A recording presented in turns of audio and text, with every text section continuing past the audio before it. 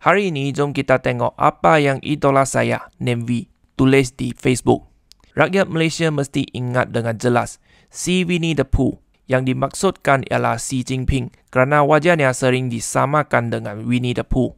Yang datang melawat negara kita hari ini pernah menyorokkan penularan wabak COVID-19 sehingga menyebabkan ramai rakyat Malaysia terkorban. Dialah yang menindas umat Islam Uyghur di China, dipenjarakan, diseksa, malah diambil organ mereka secara kejam. Dia juga kerap menghantar kapal tentera menceroboh perairan negara kita tanpa rasa hormat. Inilah ketua besar komunis. Dia bukan kawan kita, tapi musuh yang berselindung di sebalik senyuman palsu. Rakyat Malaysia wajib sedar dan jangan sekali-kali lupa penghinaan terhadap negara kita. Jangan biarkan maruah bangsa dipijak buat kali kedua. Sekarang mari kita lihat komen-komen di bawah. Mula-mula ialah komen dari Nemvi sendiri. Pria ADM Malaysia, tolong tangkap para pengikut komunisme yang berkeliaran di ruangan komen ini.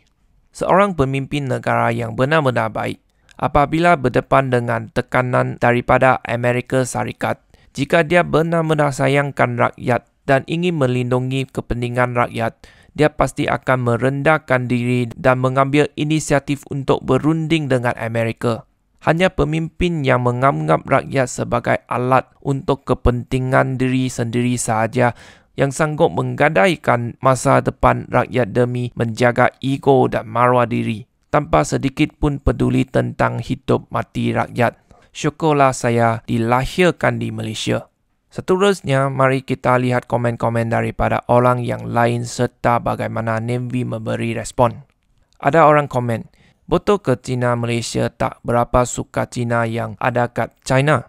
Nemvi jawab, kami sokong China tetapi kita mesti kata tidak kepada komunis. Ini adalah tanggungjawab rakyat Malaysia dan juga undang-undang negara kita. Ada orang komen, sila ingat bahawa Nemvi mendapat pendidikan di Taiwan, tempat dia menghasilkan lagu kontroversi negara kuku. Sudah tentu dia cenderung menyokong Taiwan. Inilah sebabnya dia membuat kenyataan seperti itu. Nemvi jawab, ya, saya graduan dari Republic of China, Taiwan.